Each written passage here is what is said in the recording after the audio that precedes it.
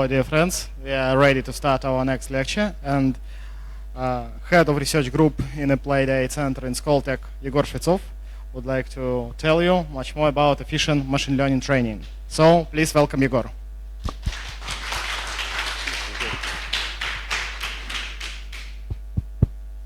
So hello guys.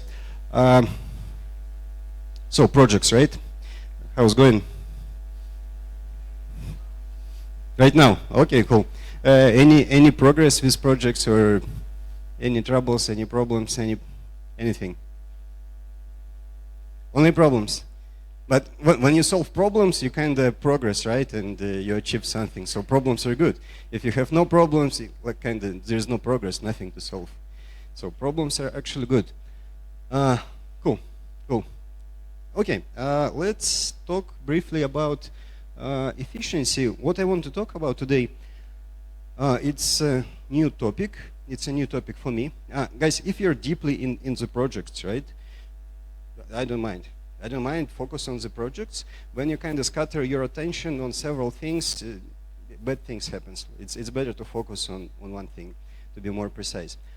The topic I want to discuss today is relatively new for me, for myself. Usually I talk about specification, efficient models, model compression, and stuff like that. Today I want to talk more about efficient model training, how to train models faster, because it's a more interesting direction. It has been research. It hasn't been researched that much as efficient model inference. So the question for you, what could be the difference between optimizing model inference as we have it versus optimizing models training?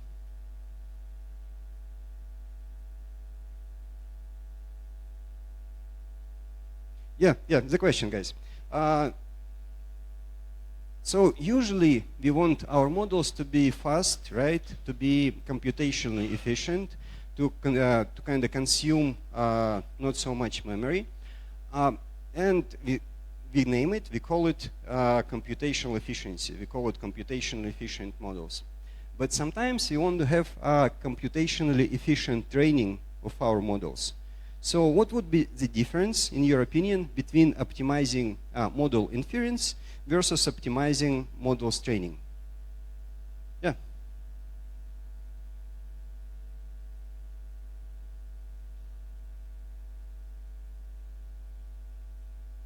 Yeah, exactly. So the main difference, we need to optimize the backward. This is the main difference. Cool. Okay, guys, we will talk about such stuff like matrix multiplication. Let's say we have two matrices here. Sizes are given here, like NP, P by M, like, again, N by P and P by M. And we have our result. I asked this question many times, like most of my talks. If you've seen it previously, you know the answer. But if you haven't seen it previously, you don't know the answer. What I want to ask you, how many operations of multiplications and additions would this operation consume?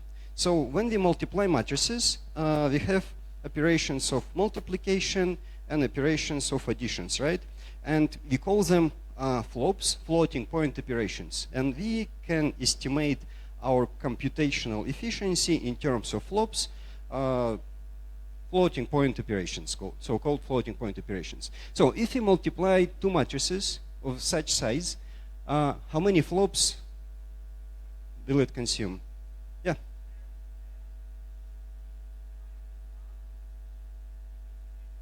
Okay, yeah, true. And by 2, right?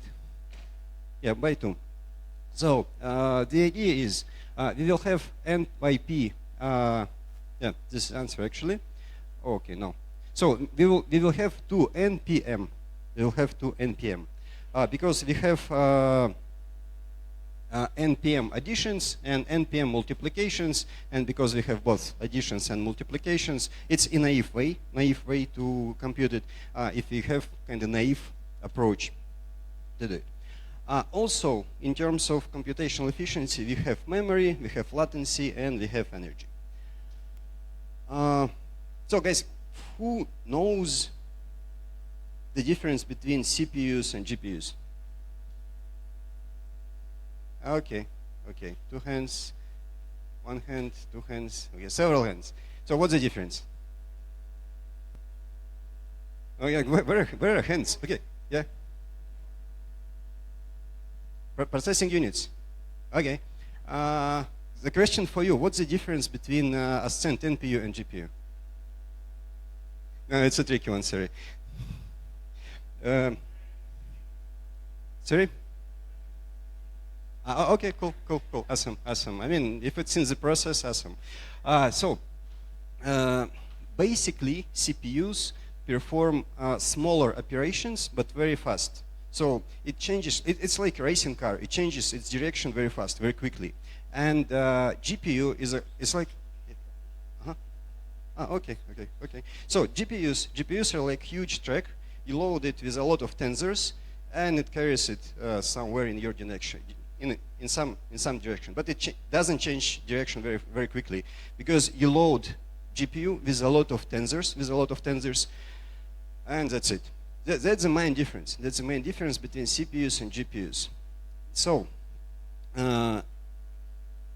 that's why they perform differently. For example, when you have many separate small tasks, CPUs are preferred, and when you have, let's say, homogeneous task like tensor multiplication, GPUs would perform better, because you load GPUs with some homogeneous task, and they will work much better.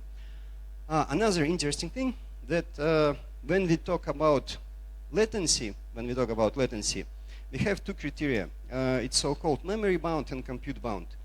And this happens due to construction of our GPUs and CPUs. We have L2 cache here, right, and L3 cache. And DRAM, this is a unit of memory, which is, you all know, like you say, okay, I use NVIDIA 800, right, and it has 40 gigabyte of memory. So usually we talk about this DRAM, this 40 gigabyte of memory. The thing is, when we start computing on GPUs or CPUs, we take our tensor and move it to L2 cache first, and then we move it to tensor cores to perform some multiplication or something. And this procedure, right, from like moving our tensors from one memory to another memory, it's time consuming, because you're actually physically doing something, like transferring something. And it's called memory bound. So memory bound is when your computation time is limited by how fast you move your pieces of information on your hardware. That's memory bound. And as we can see here, like if you increase batch size, memory bound is increasing. Like our computational speed, let's say a number of tokens per second, is kind of like, yeah, it's increasing. So we become kind of slower and slower here. What is compute bound? Compute bound is here in this part, because we cannot compute more than we have. Like we have some number of tensor cores here, right? And we cannot place like more tensors in this unit. This unit cannot compute faster than it can. So it's called compute bound. The question for you guys: modern LLMs, are they memory bound or compute bound? We talk about inference now. Yeah. Why?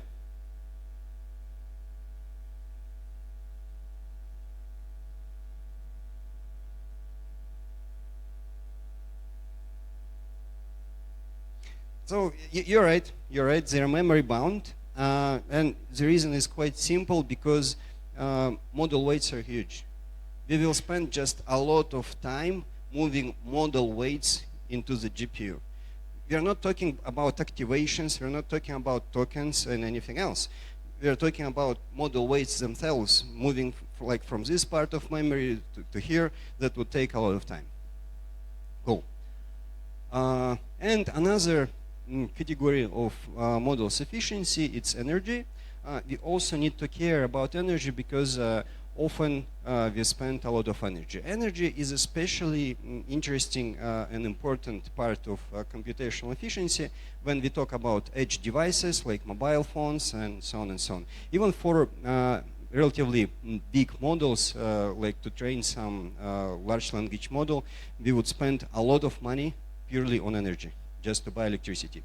You probably heard the story that Bill Gates bought a nuclear plant just to support his research in training AI models. Just things are connected. So, how to make models faster? I mean, that's simple, right? We reduce memory, we reduce flops, and make operations faster. Your ideas, how can we reduce memory?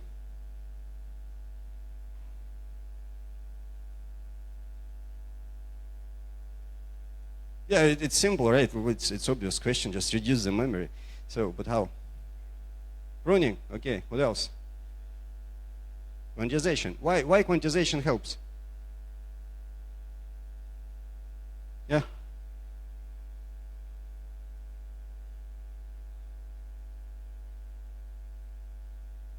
Yeah, exactly. Quantization helps because we use like 16 bits, then use 8 bits, yes? Structured representation. Okay, cool. We will get back to it. Some other ideas?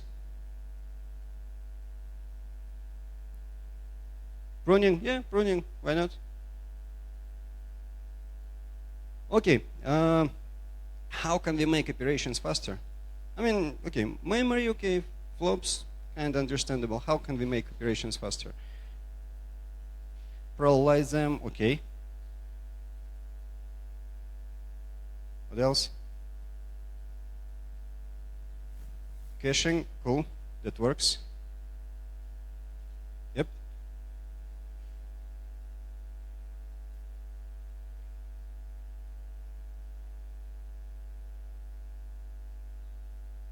So here you actually talk about reduced number of floating point operations. Yeah, but then we want to make the same operations but faster. Yep. Build much powerful processing, but if you don't want to consume more energy, guys, like we always can accelerate things by throwing much more power, much more resources at it. But if you don't want to throw much more resources, if you want to preserve our energy, so what are options? You know it. You've heard it, yes? Less memory consuming data types. Yeah, that works. It works, but yeah. Yeah, exactly. Yeah. Yeah, also works. So basically what you just said, we need to perform some sort of optimization to make them faster. We know this word, just optimize. Like the thing guys done with flash attention, right? They performed an optimization. They just look at the algorithm, how it works, and they performed an optimization. And we're able to perform some optimizations. So, about the methods. Guys, like, I have here specification and quantization. And again, you can look at the slide, you can use your own memory, your own cache, whatever. How specification and quantization make operations faster? Yep.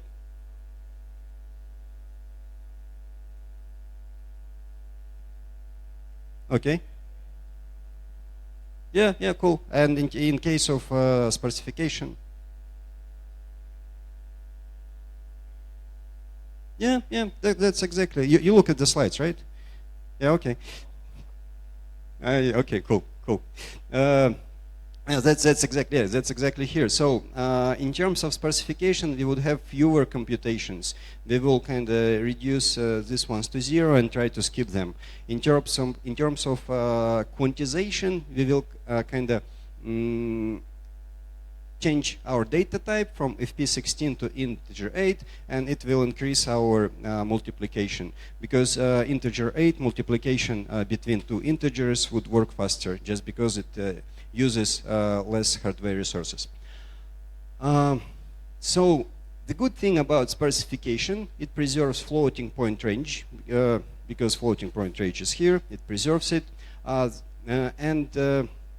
The good thing about quantization, actually, in the reality, it kind of provides better approximation for the entire tensor, for the entire matrix. So, again, question for you. If we use matrix like this, for example, we use our PyTorch, we zeroed out a lot of weights. Let's say we use magnitude pruning, magnitude like thresholding. We take weights with the smallest magnitude, like the cases here, 1.4, 1.1, and we zero them out. Would it increase our computation? Just we take our PyTorch tensors as it is and zero out some of the weights. No, right? So why no? Because when we will perform our computation, PyTorch will count this as floating point operations, and these operations will be still performed. Even though, let's kind of imagine and try to come up with some algorithm which will allow us to perform faster operations here. We will need to keep the index of all 0 elements to skip them during computation, right? So, and what happens actually, to increase to use the sparsity pattern to increase our efficiency, we need to come up with more constructions, with more operations. So we need to have some index to store where 0 elements are located in order to skip them during computation. So, and this is a very tricky part, because on one side, yes, we have Euro computations, but to enable them, we need to have more computations. Unfortunately, it's not that kind of simple. And with integers, exactly the same story goes for integers, except integer data types, they're more common on hardware, on nowadays hardware, and it's easier to enable some gains when you use integer data types compared to sparsity. And also we have some architecture-specific tasks. I moved them here because in architecture-specific tasks, like we know flash attention, it increases, enhances efficiency of large language models, but it doesn't enhance efficiency of some, let's say, ResNets. It's architecture-specific solution. And we have many architecture-specific solutions. This is like not a general solution. It's a solution for a specific problem. And usually, surprise, surprise, this architecture-specific solution, some heuristics, they provide much more gains, much more efficiency, because we know the problem, we know how to optimize it, and usually gains are much better. If we use different data types like int8 and fp8 data types, and these are like here we have accuracy or error approximating different distributions, and here we have integer data type is exponenta 2 mantissa 5, exponenta 3 mantissa how much mantissa 4, and so on. So guys, who knows like exponenta, mantissa, all this stuff? Okay, cool. So, what is it?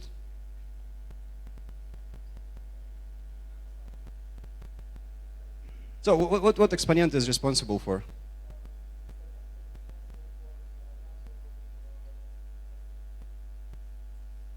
Exponent is responsible for number of positions that we move our point Yeah, okay, so in other words, exponent is responsible for the range of values, for the range of the possible values, and mantissa is responsible for the precision. And what we have here? We have here that, look, if you have integer data time and uniform distribution, integer approximates it quite well. If we have like normal distribution, integer approximates it quite well, but floating point data type, exponent 2, and precision 5 here, yeah, mantissa 5 here, it would be better. And we have data type with heavier tails. With heavier tails, integer data type doesn't work well, and we need bigger exponenta, like E4 here. Because we have these tails, we have this range of values. So we would need this bigger exponenta, but overall performance drops because precision is lower here. So, guys, this is a data format. It's called 2 by 4. Who heard about this data format, data type? Okay. Nobody, right? Or somebody heard about it? Okay, so what is it? Well, it's a format when you just have to, in each 4 bits, move, like set 2 bits to 0. So you can just perform less operations on this part. So you have chunks and you have to sparse some of them. So yeah, it's an architectural support for that. Yeah, that's totally true.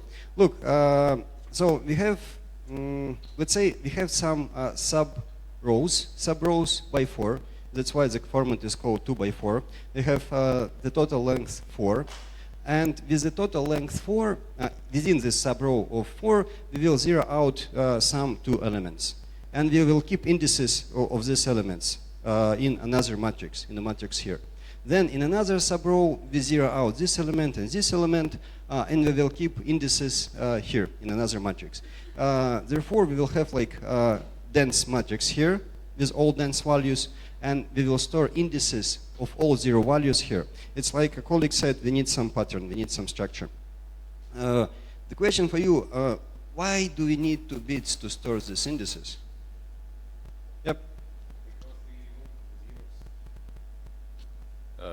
Because we removed the zeros, and we need to know where it was after the operations, where will be the activations which is not non-zeros. Yeah, because the total number is 4, right? We just need 2 bits. Yeah, I know you know the answer. I just want to talk. So that's it. Another approach. So this is implemented in the current hardware. It's supported by most of the current NVIDIA GPUs, and on average, this approach allows us up to 2 times acceleration, but only when when size of matrices is relatively big, because we still have some overhead of packing and unpacking these indices with 0. It's still an overhead. It's like I said, if you want sparsity, it doesn't work like that. We need to have more operations in order to have the sparsity work for us. And we will need to store these 0 indices here.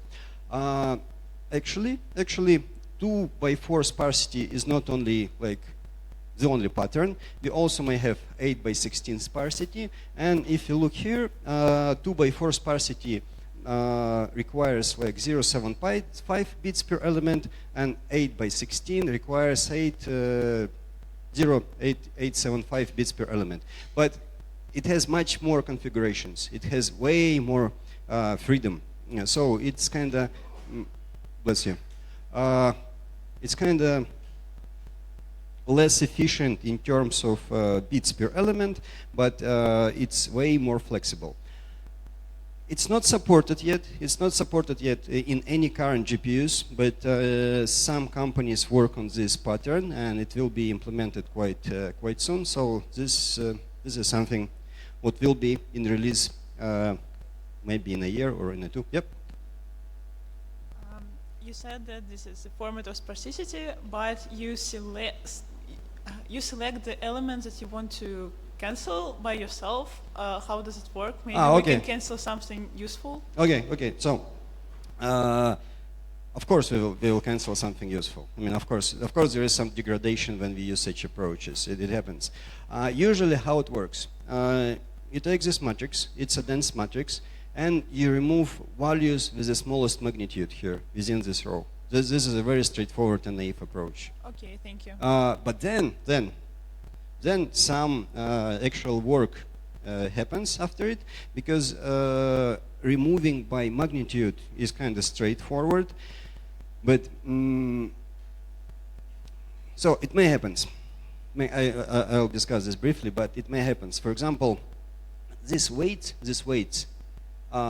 may have a small magnitude, but it may happen that on average, this way interacts with activations which has big magnitude. It may happen. And here some work happens. So we start to come up with some more interesting measures to understand if we need to prune this guy with small magnitude or this guy with big magnitude. And actually, it's a work in progress. It's a part of research right now. So this is a good question. And also, there are some approaches to reduce an error. For example, we can fine-tune the weight, right? But if the model is too big, we can perform different approaches, like without resorting to fine-tuning. And one of the efficient and kind of, let's say, obvious solution is to perform variance correction, because variance of this matrix will be changed, right? And we can, like, channel-wise perform variance correction. It will improve our performance, like simple like that, but it will improve. And so many tricks and different approaches are possible here to improve the performance. So initially, right, most of the models were trained on FP64, then we moved to FP32, FP16. Right now, most of the models support 8-bit training and 8-bit inference. Some of the models support FP8 training and inference. And as you know, DeepSeek, right? It was trained in FP8 to optimize training resources and memory.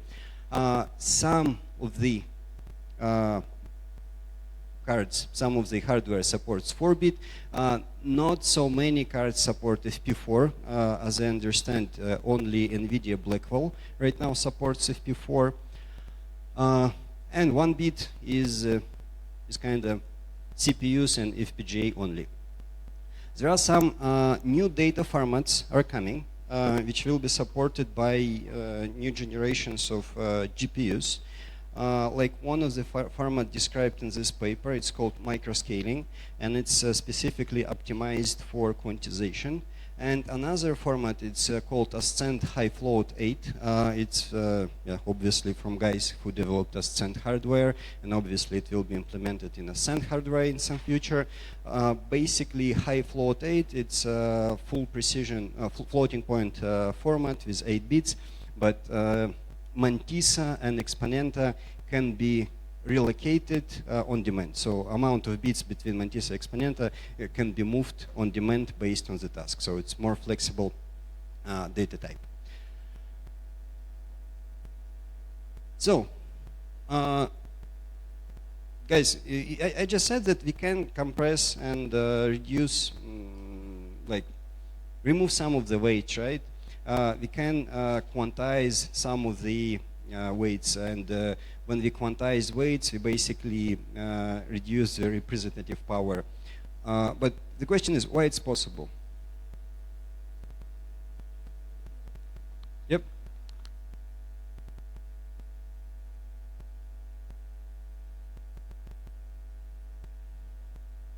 Good question, but why do we have so many parameters?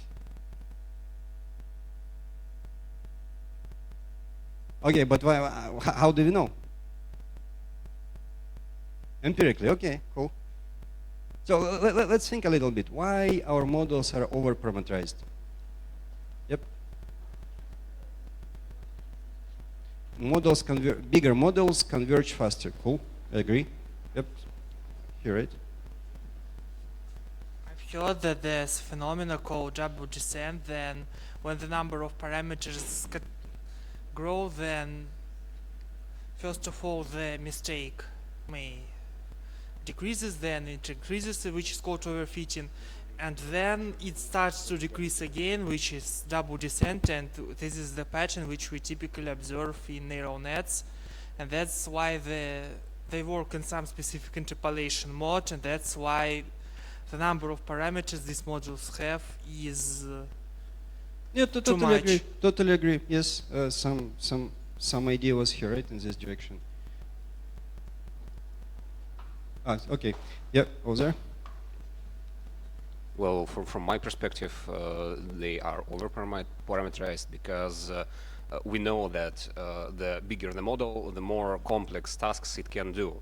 Because the data, it remembers more data, it remembers more some intrinsic, I don't know, relations in data. So it's just a basic understanding of how neural network works. The better, the more it can consume data, and that's it. Great answer. We will just in a few slides, in a few following slides, I will talk about like scaling laws and try to connect the data sizes. We will talk about connection of data size, number of parameters, and so on and so on. So you're guys right. It all depends on the data. It all depends on the number of parameters that models. I know you know. Yeah. Anyway. Yeah. Okay. It all depends on number of parameters. It's true that bigger models converge faster, but it's also one let's say human-related thing. Let's call it human-related thing. It's obvious, right, that for different tasks, for different problems, for different data sets, we would need different models, different number of parameters, and different architectures. Are you kind of agree with me? Okay. So, but in reality, for all of the problems, we take some kind of pre-established models. We don't develop extensively new models for specific data sets, for specific problems, and so on and so on. We take some predetermined models, like we need to obtain embeddings. Okay, we will take some BERT model. It can be medical BERT, it can be like some other BERTs, maybe like there are 20 types of BERTs, but just 20, but a number of possible problems and a number of possible data sets is much bigger. So usually we take a model which is already over-parameterized, because we take a model, it doesn't work on our data set. What we do? We take a bigger model and try to train it. It's also a human thing. So actually we could perform like a extensive neural architecture search or something to find the most accurate, most specific architecture for a specific data set. We don't do it because we need to obtain results faster. We just take a bigger model, train it, and it will lead us where it leads us. We have much more parameters. Okay, cool. Also, as you said, it all depends on initialization, training, optimization, dynamic, and data sets, and data quality, of course. And about scaling laws. Like, I guess you're aware of this paper, like chinchilla laws or scaling laws. What has been done or performed in this paper, guys took different models, many actually models, with different number of parameters. And they trained these models on different number of tokens. Then they said, okay, connection between number of parameters, data size, and representation, here just imagine here is one. For now, this term doesn't exist, it's purely one here.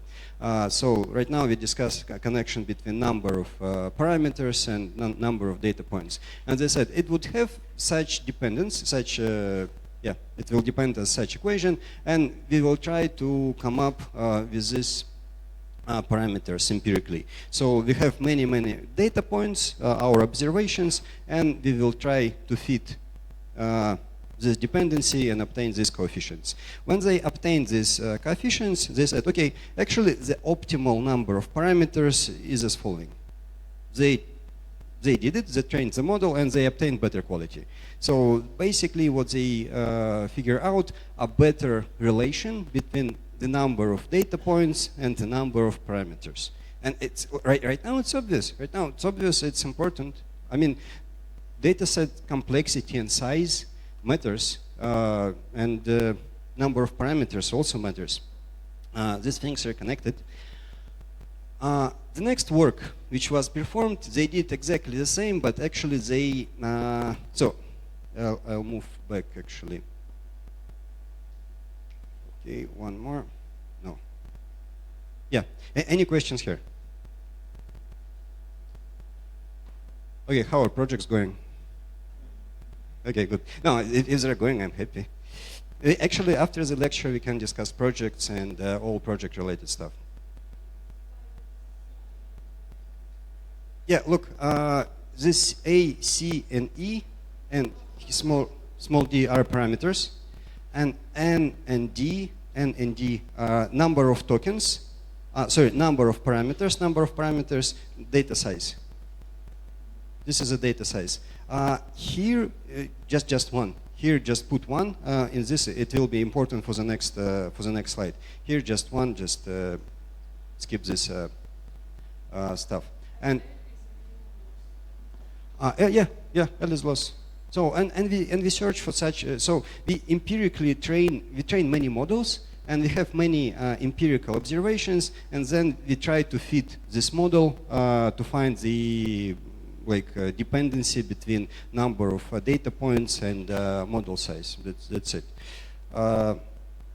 So what has been performed later, actually this parameter happens. Right now we plug in this parameter. It's like a multiplier to the number of parameters. This multiplier for the number of parameters, it's some coefficient which is responsible for data type representation, whether it's quantization, whether it's sparsification.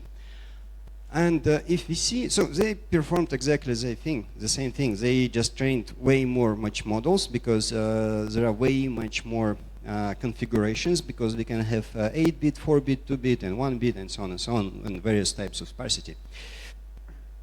What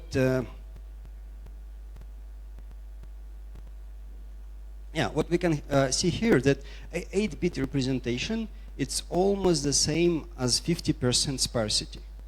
Which is kind of cool, which is interesting. But if you scale it further, 4-bit kind of scale, I mean, if we use 4-bit, it degrades number of parameters like 0.7, right? But if we have 75% sparsity, it degrades much faster. So on average, we see that 4-bit is kind of more optimal solution, because 4-bit would provide more efficiency in terms of computational cost, in terms of number of bits per parameter, and so on and so on. So, like using this empirical observation, we can see that it's more efficient. 1-bit doesn't work at all, and 2-bit also doesn't work well. One note on this research, on this paper.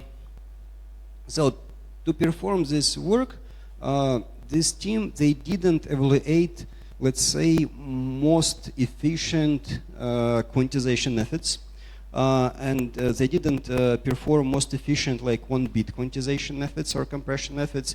They took something naive, some baselines. What it means that numbers here could be actually higher. In reality, but maybe not that much higher. Also, for the numbers here, they could be slightly higher, but also not much higher. Right now, we live in a situation that this is kind of our optimal solution, and this is also our optimal solution.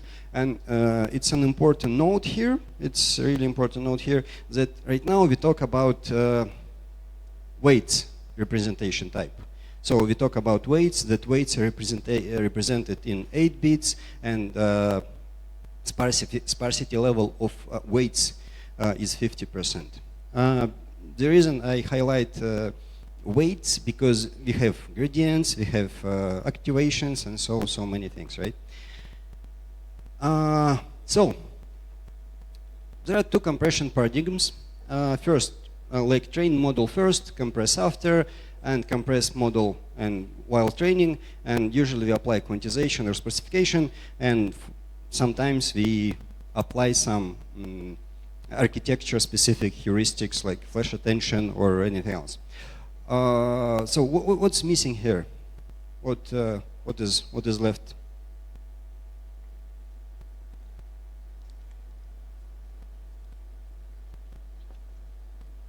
Yep. Compressing the data. Good point. We will talk about it later, just briefly. We want to increase training. The problem is here that we train, but nobody talked about increasing performance of training, increasing speed of training, and training efficiency. And actually, that's the topic I want to talk today. So before it was kind of pre-topic. I don't know how to call it. And right now, the topic itself starts. This topic we started to focus on with our team relatively recently, and I'll share some of our results, and I'll share some of the results from the literature. As for any new topics or any, let's say, emergent topics, there is not much of information, or there is not much kind of proved concepts, and I will not kind of talk a lot. There is not much to talk about. Most of what I know, I'll share on the slides. Most of what we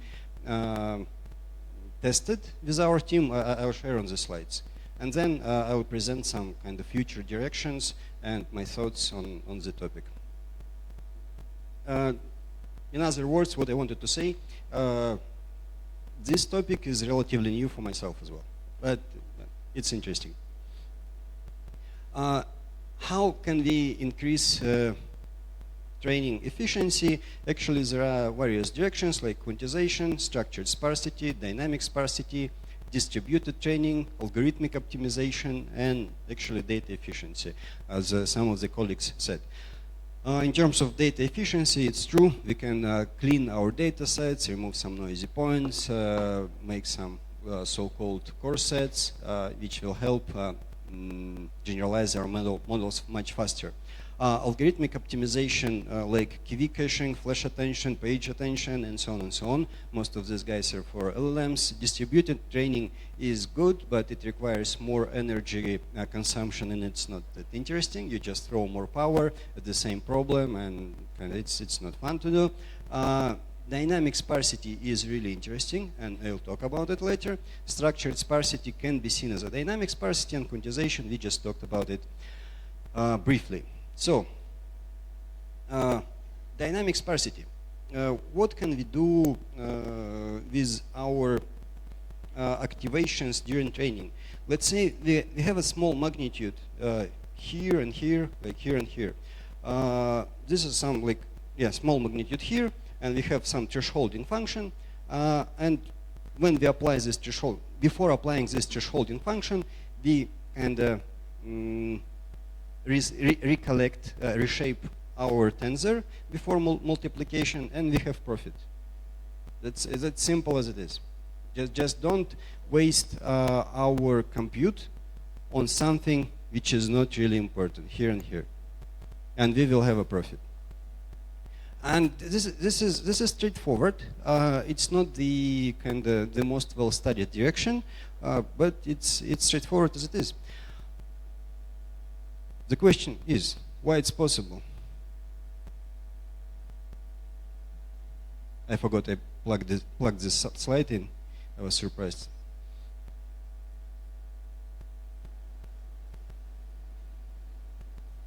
Yeah, I mean, the question is why some of the activations would be close or almost zeros.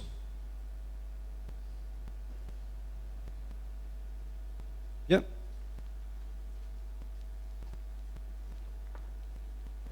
Yeah, well, but not all activations are equally important on all inputs. So on some inputs, some dimensions in the activation spaces are more important. On some instances, some other dimensions are more important. Yeah, I agree. I agree. I'll rephrase the question. Let's talk about magnitude. Just right now, make the situation much simpler. Let's talk about the magnitude and say that absolute values are close to 0. Why would it happen? Yep.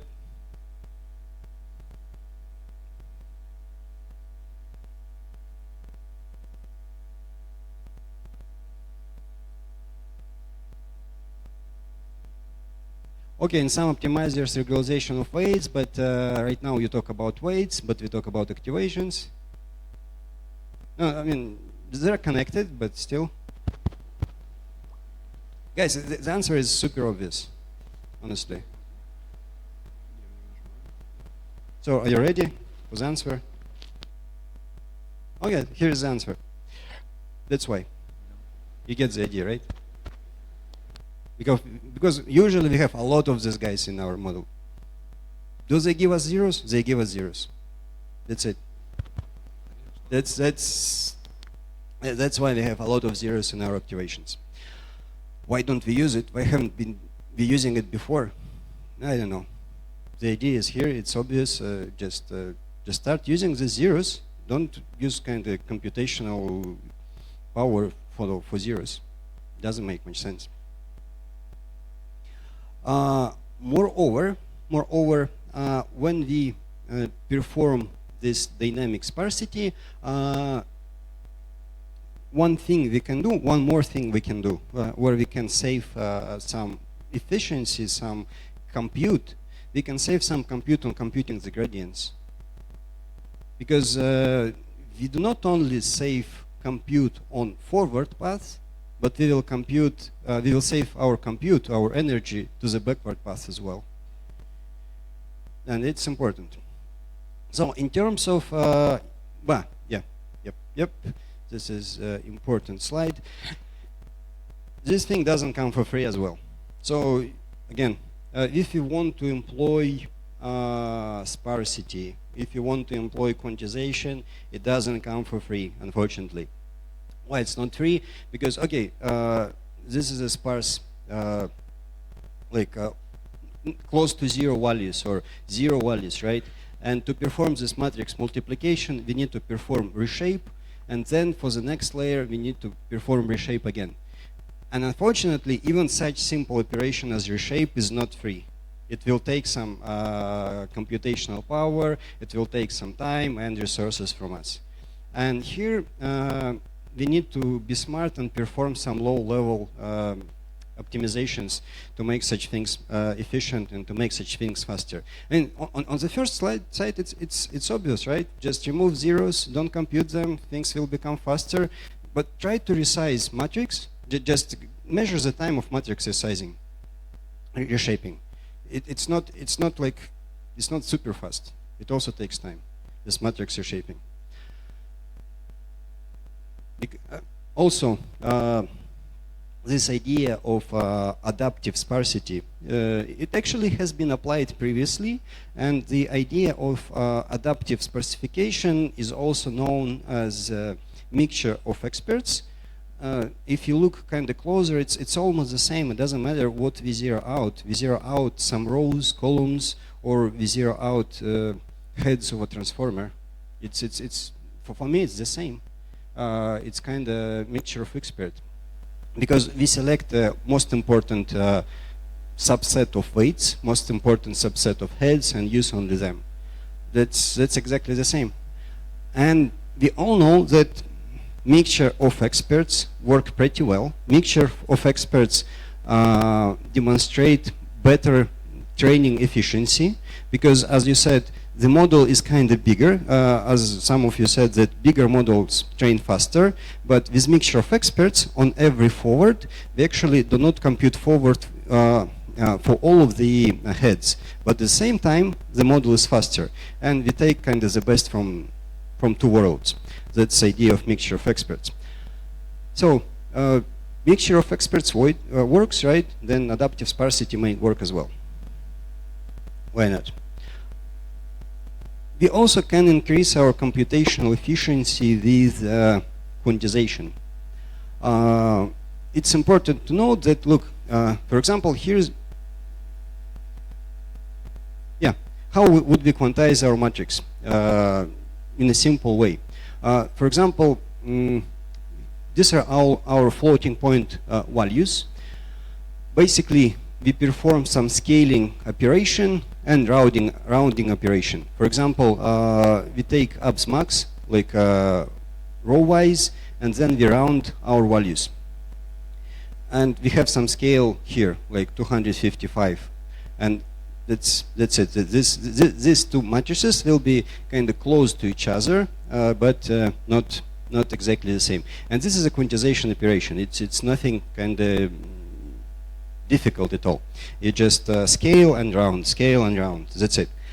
But to perform fast matrix multiplications, you need both matrices to be in integer type. You cannot perform faster matrix multiplications if like one matrix is floating point and another matrix in integer type. It's not going to be faster. You need both matrices to be integer types. Then it will be faster matrix multiplication. And again, even such simple operation is not free. It's cheap, but it's not free. So we will, and the problem is if you have small matrices of a small size, these small operations will be significant. If you have matrices of a big size, these small operations will be insignificant. So this optimization procedure would actually work for big matrices.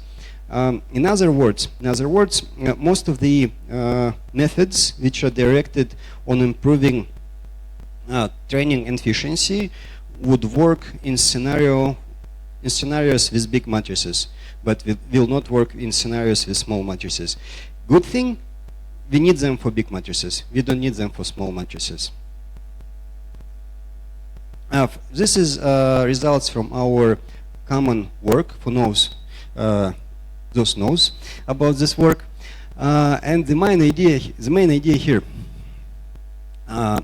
that different sizes of matrices, different let's say types of tensors, they would accelerate differently, and sometimes they will not provide any acceleration. For example, here are given matrix sizes, and if matrix size is relatively big and we have a relatively big batch size, we can accelerate by 27% using a quantization operation. If batch size is small and matrix size is relatively small, we will be slower. We will be much slower, actually. So we may obtain some significant gains in some scenarios, and in some scenarios we will be much slower. But, for example, almost 30% training acceleration for some large language model is a lot, right? Because it can be trained by months. And if we save a couple of, if we cut it in 30% or 2 times sometimes, that's quite a lot. That's significant. Okay. Yeah, it all depends on the budget and the size. Okay, yeah. And if we compare total model acceleration, this is presented here. They presented some transformer-based architecture with different sequence lengths, different batch sizes, and we applied semi-structured sparsity and quantization. We don't talk yet about quality performance. Right now we talk only about possible gains, possible acceleration. And we can see that the structural sparsity provides us 1.5 acceleration, and integer 8 provides us almost 2 something acceleration. So integers actually seem to be more interesting in terms of accelerating forward-backward operations, then structural sparsity. So guys, to accelerate model training, we can specify weights, specify activations, quantize weights and activations. And the spoiler, it was spoiled, the spoiler has been demonstrated. We also can work with gradients. The question for you, during training, our computation is dominated by forward path or backward path?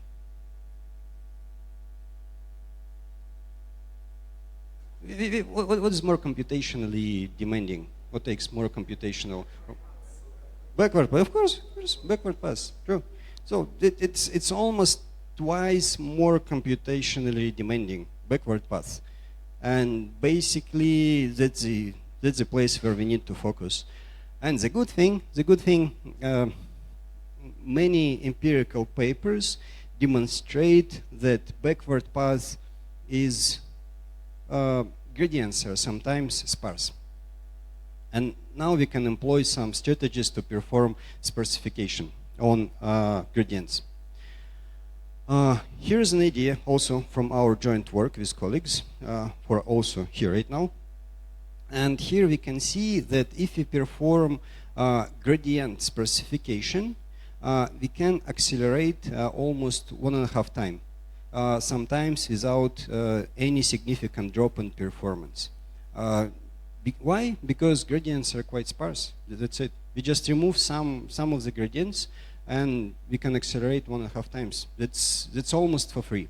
It's not true for all of the data sets. For example, data set here, or data set here. And again, that's the problem that some of the data sets, they are more, let's say, difficult. Some data sets are, let's say, easier, and it really depends on the data and model size. But it's a work in progress. It's a work in progress, and yeah, it's an interesting direction to look at. So, can we do better? Can we do better than just specifying the gradients? What else can we do with the gradients?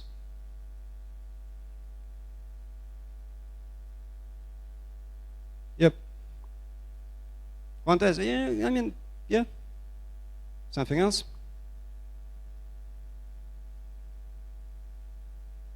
Yep. Different optimizers. Yes, yep. Actually, it's also a good direction. We wanted to look into it, but we didn't have time because there are some, let's say, noise robust optimizers which are robust to noise, and it's really interesting to combine this noise robust optimizers with quantization, because quantization is actually, let's say, integer 8 quantization is equivalent, like you add to our weights Gaussian noise. It's very similar, and therefore, like noise robust optimizers, it's an interesting direction to work with and to see. True. Something simpler, like more engineering, I would say. I'll show you. So, okay, no, yeah, here. For example, we want to quantize our gradients. We want to quantize gradients, right? We use this quantization thing. So what quantization is? Quantization is basically is a mapping of our of some range of values into some discrete range of values, and this discrete range of values, number of possible values, is predetermined. For example, for int, like for 2-bit, we will have 4 possible values. For 3 bits, we will have 8 possible values, and so on and so on. So what may happen? What may go wrong here? If we want to quantize these guys, and we use this kind of abs max scaling.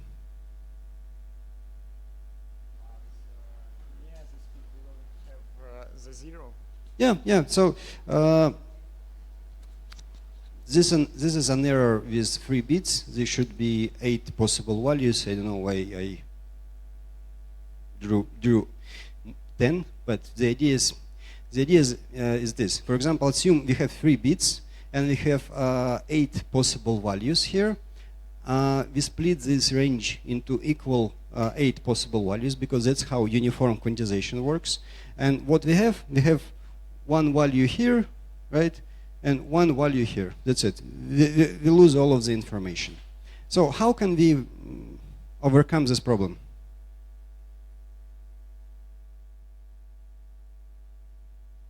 Dynamic quantization. It wouldn't work because we will have this outlier anyway.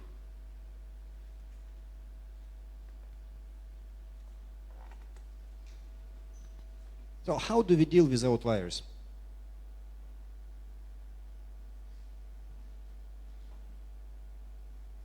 Projects. Yeah, it's a good thing you're working on them, I hope.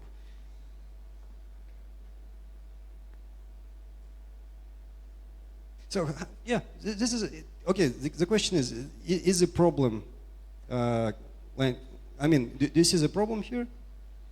Yeah, okay, you see the problem. So the problem is that we have, let's say, 10 distinct values, and because we have 9 distinct values, we split our range into 9 distinct values uniformly, and they will collapse here, and we will lose all of the information. The reason why it happens because we use this kind of EBS max quantization, right? Because we take max value. And yeah, what can do? We can compute percentiles and remove them. Any problems here? Yep. Empirically, it just works, doesn't work. No, it works empirically. It works empirically. We can remove outliers. It would work. The problem is, our goal is to increase training speed, training efficiency of our models. Let's say accelerate or improve memory efficiency, and computing percentiles. It takes too much time in reality. Actually, it's not. It's really not a cheap and not really fast operation. Unfortunately, it would take a lot of time.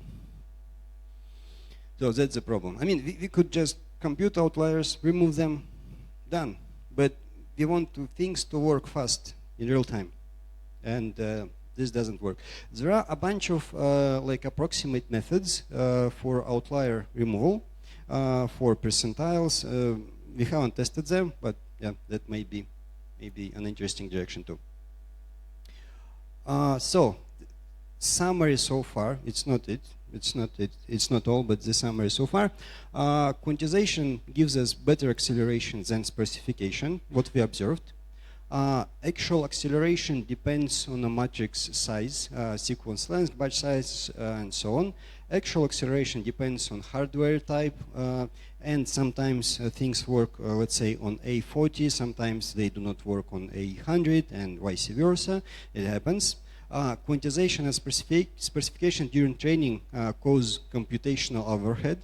So on one side, we can improve our speed by specifying or by quantizing, but quantization and specification, they're operations on their own, and because they're operations on their own, they also require some resources.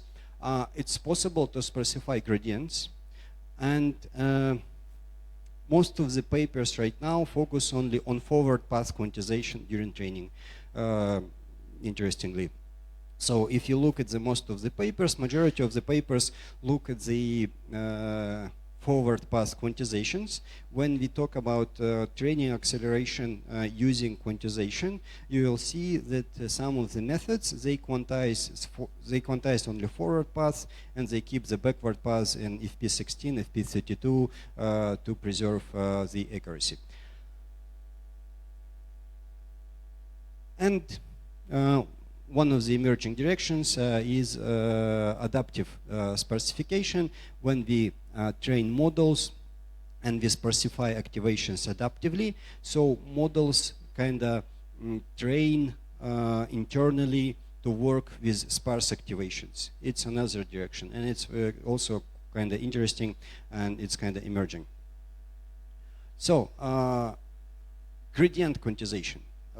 It's a common technique in model quantization to apply Adamar transform, and Adamar transform will make our distribution more Gaussian-like.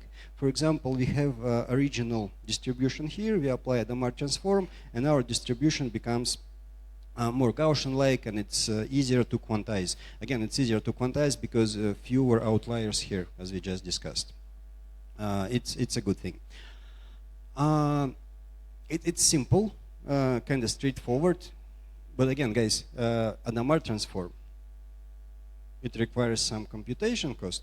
We need to perform the Adamar transform, and then we need to quantize, and so on and so on. So overall, this procedure would improve training efficiency because we quantize into integer 4. So from floating point 16, we move to integer 4, and on some hardware, integer 4 provides us enough acceleration to overcome this transformation with Adamar transform. But if we quantized, let's say, into integer 8, it could be not enough. So this operation could be too costly for us. Another really interesting approach, it's actually from an old 2020 paper, relatively old, but still. No, not this one. Kind of jumped. Okay. So I didn't put this slide for some reason. Okay, I'll explain it like this. So another approach from a paper to improve gradients is to use something similar to gradient accumulation. What we can do, we can on the backward path compute gradients only with magnitude which is higher of some threshold, and other gradients we can accumulate in some memory tensor, like a cache or memory tensor, and this would kind of cause no problems at all. So we will perform fewer backward operations using some threshold function, and we will accumulate our gradients in a separate tensor until it reaches like big enough magnitude, and then we perform backpropagation. And this is just for fun. It's actually 24 paper.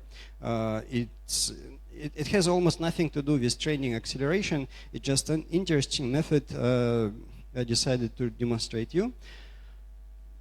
How people can compress models, just an alternative way to compress models, model weights. So it's just fun. What we can have, let's say we have some seed, right? And we generate a random matrix from the seed. We generate a random matrix from a seed. We have some like target tensor, weight block, and we have some coefficients. And let's kind of find coefficients and random seed. So after multiplying these columns to this, after basically multiplication on these coefficients, it will approximate this weight matrix pretty well.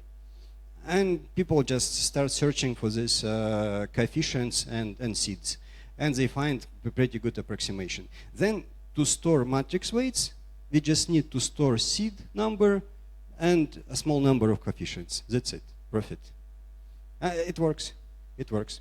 The problem with this approach is not that fast, but you can kind of quite compactly to represent your model with a small error. But is kind of the compression level will be quite big. It's just for fun. I mean, it doesn't have any, let's say, practical usability, as I think, but yeah, it's interesting. So, transformers. I'll talk briefly about faster transformers, how we can accelerate them, because it's a hot topic. And I know I talked about some maybe not really exciting stuff. It's not going to happen again. I mean, I'm not going to talk about exciting stuff anyway, so nothing is going to change. So, operations which dominate transformers. When we compute and perform forward path for transformers. We can see that attention starts to dominate when we increase input length. Some other operations, and GEM, it's a general matrix multiplication. Also, we have two stages for our LLMs, two stages which are called prefill and decoding. For a familiar with these terms, prefill and decoding.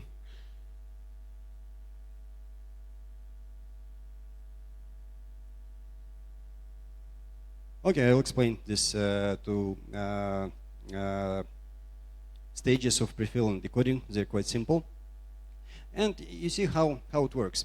So if our input length is relatively big, attention dominates. If input length is not really big, general matrix multiplication would dominate. It's on prefilling, and it's almost the same on decoding stage. The thing we discussed with you right now, how to accelerate general matrix multiplication, and it's this part. And we talked too much how to accelerate this part actually. Actually, we can also improve attention, because attention mechanism contains matrix multiplications. It just, they separate it in this plot into a different block to demonstrate that yeah, it's a different part. So during LLM, when we use it, we have two stages. The first stage is called prefill. The second stage is called decode. Actually, prefill stage, it's when LLM reads our prompt, entire sentence, and generating or decoding, it's a decode stage. During prefill stage, usually what we can do, we can cache our values, cache all our input, cache our input prompt, so we don't reuse it in the future. And the generation, when we generate, we use these cached values for the future. Nothing interesting actually and fancy here. What is common in LLM acceleration, improvement, we keep these KV caches, and sometimes we can remove some of the values. So these KV caches, they would relate to some of the tokens, and some of the tokens are less important than other tokens. And what we can do, we can remove some of the tokens. Just remove them, and that's it. Also, we can remove tokens when we generate. We can kind of skip some of the not important tokens during generation. Also, we can merge tokens using some statistics. Let's say we measure cosine similarity. We find that two tokens are similar to each other. We weight them with some weighting, similar or related to their cosine similarity, and that's it. And we have fewer tokens. If we have fewer tokens, we have much faster decoding operation. And another approach is sparse attention. We can sparsify our attention. And there are very, very different approaches to sparsify our attention. Like if you look into DeepSeek paper, they have some almost kind of ensemble of sparse attentions, and yeah, and it works too.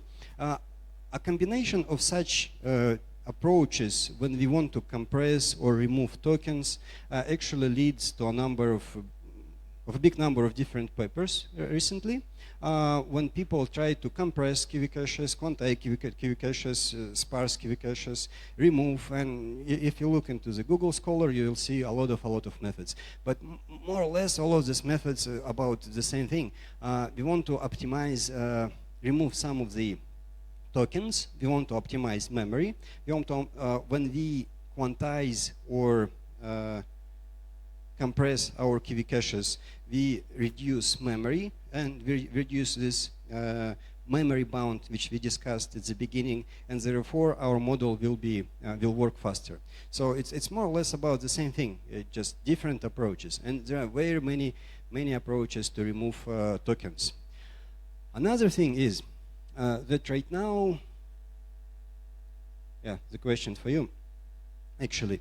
As I said, there are many papers which demonstrate that we can remove some of the tokens from transformer. Like, for example, you provided some prompt and you removed some of the tokens from this prompt. Why it's possible? Guys, don't sleep. Work on projects, but don't sleep.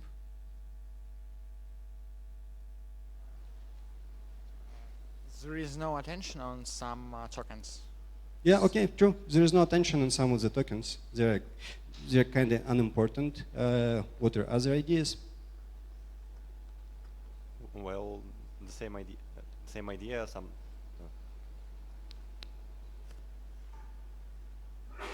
What's your? Yeah, okay, you can talk.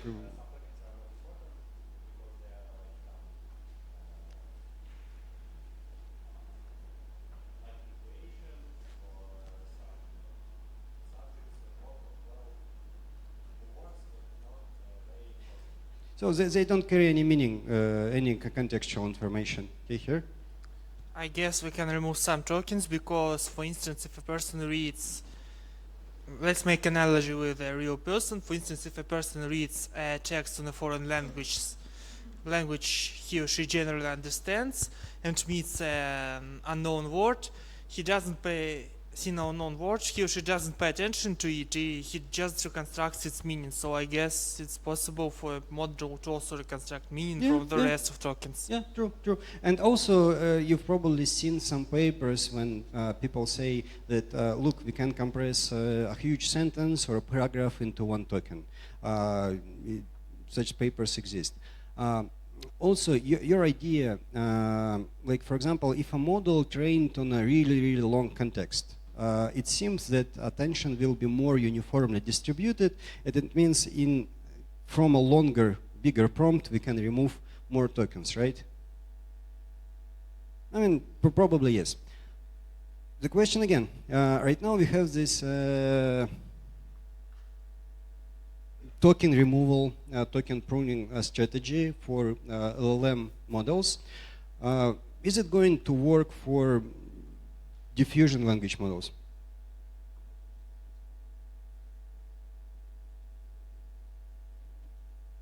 Nobody knows. We'll see. Yeah, you have an idea? No. No. Okay.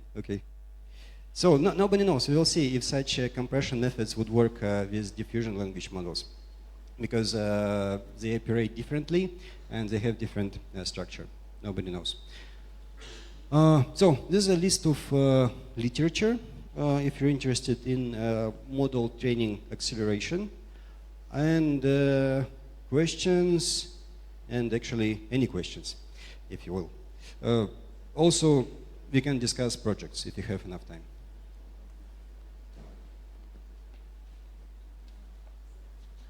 Thank you for the lecture. Can you go to the last slide about this tokens? You told about deleting some of the key cache pairs or doing other modifications, but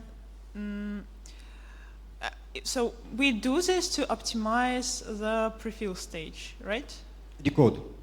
So after we have also made because like during this part when we decode, we condition during decode we will here I'll show.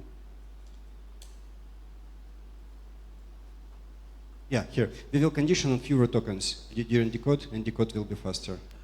Okay, and do we so we delete these tokens only from the prefill stage? So during decode we don't delete the generated one? Yeah, during decode there are other strategies during decode, like speculative decoding and something like that.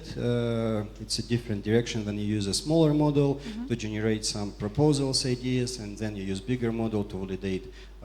It's a different. Yeah, during decode we don't do it. Thank you. During prefill, we remove some of the tokens, or we work with our attention metrics also to use fewer tokens. Thank you for your lecture. And in the Mambo paper, they also introduced interesting idea of optimization for GPUs.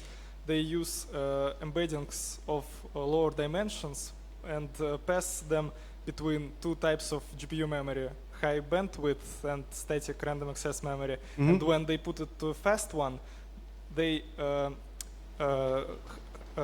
increase the dimensionality project, this embedding, compute operations on this one, then lower the dimensionality and bring it back to the less fast Yeah, I see. memory. That's cool. It's cool. But the question is, in this paper, the question related to this paper, if the product in lower dimensionality leads to the same result as a product in higher dimensionality, why do you need to reduce it at all? They actually say in the paper that it really improves the quality and speed up the operations. No, I understand it improves the speed up because we reduce the dimensionality. The question is, why do we need to scale it up again? They say like it helps. Ah, okay. No, it's interesting. That's interesting. Yep. Yeah, thank you for your lecture. It was perfect. Can you please say a little bit about the future of the quantization? Because right now there is, the standard, I guess, rule of thumb is to not go beyond 4 or 3 bits of quantization, and it will be perfect if you use 8 bits of quantization. Well, of course, there is a quantized assurance training, etc., etc., but the quality of the model still drops pretty significantly after the 4 bits, I guess. So where will we, when will we maybe increase the quality of the quantization, still preserving the very small number of bits? Can you a little bit say about it? So the current situation. DeepSeek paper demonstrated us that training with FP8 is possible. Actually, there were previous papers, but they trained much smaller models, and in DeepSeek just demonstrated that it's possible to train a really big model. Training models with lower precision, like an integer data types and FP8 data types, is scary sometimes, because when you train a really large model, it takes months sometimes, and at some point your model starts to diverge. And when precision is lower, when you use like low precision data types, probability of divergence is much higher. So people try to avoid it for a long time. Right now, I think training with like floating point 8 will become more popular. Post-quantization techniques right now are focused on 4-bit models because it's Pareto optimal. It's post-quantization techniques, when we train the models and quantize it, it's for large language models. Also, the thing is, for things I say, they mostly right now about large language models. Because if you talk vision models and the scaling laws for vision models, let's say for image classification, probably for image classification 2 or 1 bits would work perfectly. Nobody kind of performed scaling law for image classification with lower bits, because there is no need for it. Models are small enough and they work as good as they are. For lower dimensionality, for lower precision, we need to find better training strategies and to figure out if it's possible to train models with lower number of bits, like 1-bit models or so.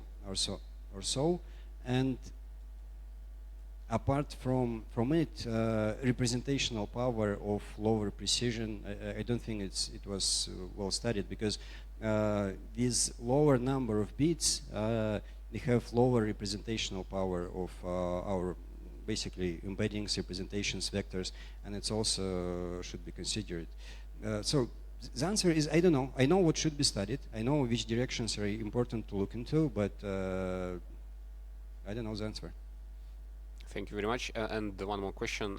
Am I right that it is better to train the model with quantization instead of quantizing the weights for inference, right?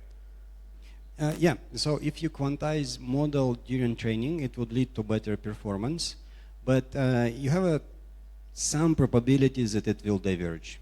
So that's the problem. Also, yeah, on average, if you use like 8 bits and train model in 8 bits, it would be much better than you train model in FP32 or FP16 and then quantize it into 8 bits. That would be much better. But for example, if you want to talk about quantizing into 4 bits and compare, like we are training model in 4 bits and then we trained model, let's say in FP16 and quantized it in 4 bits, it's still questionable, because optimization procedure in int4 is quite noisy, and it doesn't guarantee that we reach some minima in int4 training. So that's the question here. It works, yeah, answering your question, it works for int8, it's true. For int4, for some models, yes, for some models we need to see. Okay, thank you.